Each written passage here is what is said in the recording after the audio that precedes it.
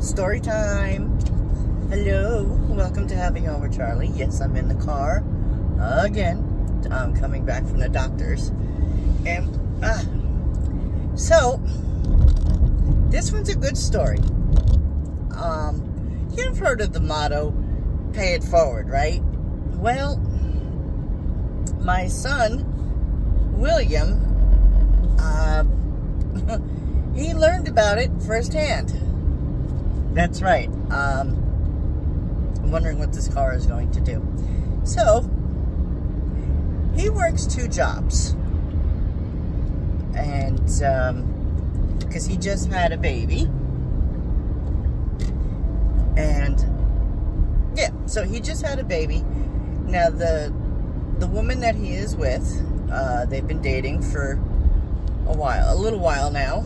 And she has a daughter already, so he considers her his daughter, you know. But anyway, so he just moved into an apartment a few months ago. He just bought a car, and they just had the newborn. So he got a second job, a part-time job, and he leaves the car at home for her because she has the children.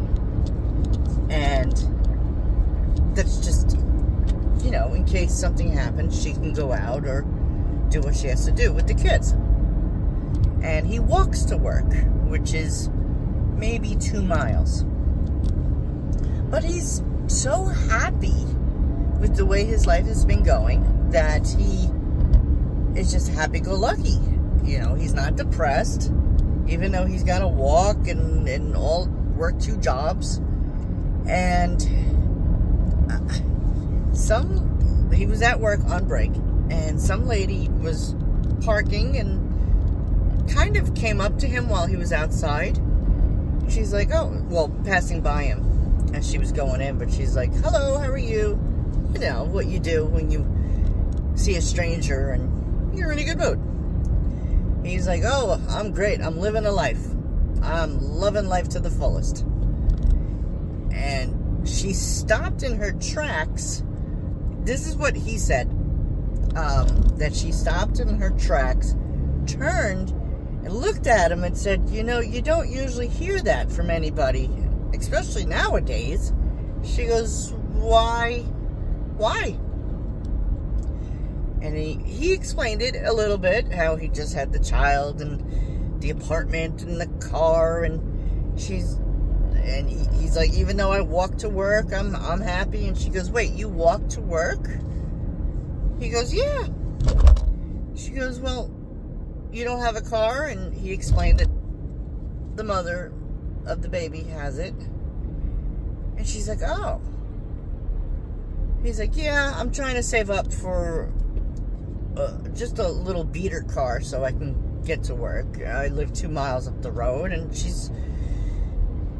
she's like, "Well, how much would it be for a down payment on a car like that?" And he goes, "Oh, I don't know. You know, maybe like $1,000 or something." And he was gonna say, like, "Okay, you know," well, he did. He was like, "Okay, well, I gotta go back to work and have a nice day and everything." And she's like, "Okay, yeah, you too. And she goes to her car, well, her truck, supposedly.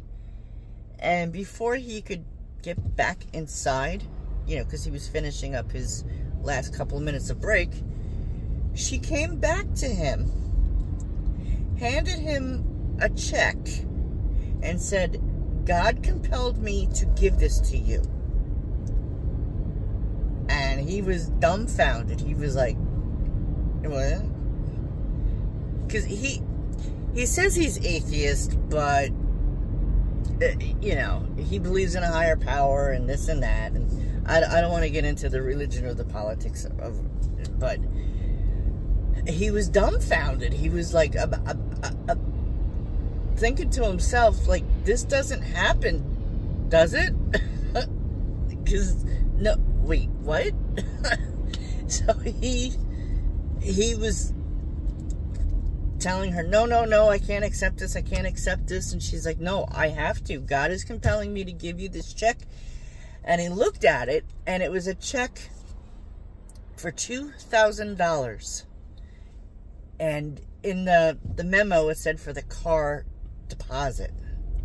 She gave him $2,000 to get a car so he doesn't have to walk to work. He was thanking her left and right. He was a little scared, but he gave her a little hug, you know, and was shaking her hand. And he called me later that night, and he was practically crying. He's like, Ma, this never happens to me. What? Why? Why did it happen? I said, well, there's a reason for everything.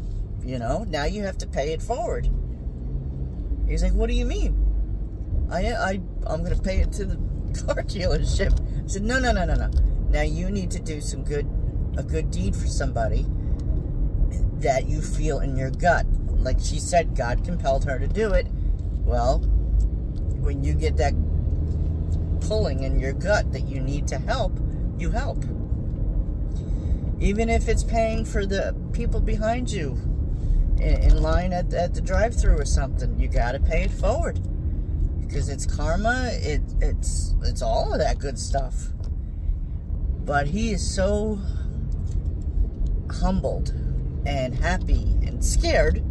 He doesn't know if it's going to clear or not. And he called home to the girl, and he explained everything. And she called her father, and she told the father the name that was on the check. And the father right away was like, oh, you met so-and-so. Fantastic lady. She owns this business, and we go to church with her every Sunday. And yeah. So, there you go. That is my story today, and I hope you enjoyed it.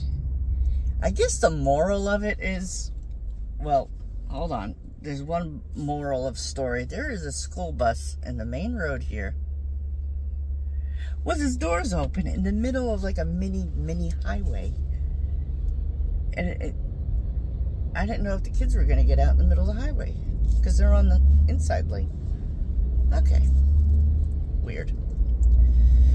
Yeah, welcome to Pennsylvania, I guess. But anyway, the moral of the story is, you know, just you do you, boo, and karma will be watching out for you. The cosmics will be watching out for you. God is watching out for you. The angels, whoever you believe in or look upon, if you do right, it will come back at you. You do wrong, it'll come back at you too. But just pay it forward, baby. Pay it forward. That's all I gotta say. There's a reason for everything, and pay it forward. Well, I hope you enjoyed the little story, and I'm gonna watch these weird school buses and everything right now, and hopefully get a new story for you. Thank you for watching Have a Yarn with Charlie, and I do ask that if you could watch this whole video from start to finish, I should have said this in the beginning, it would help out a lot. But alright, I will talk to y'all soon. Bye!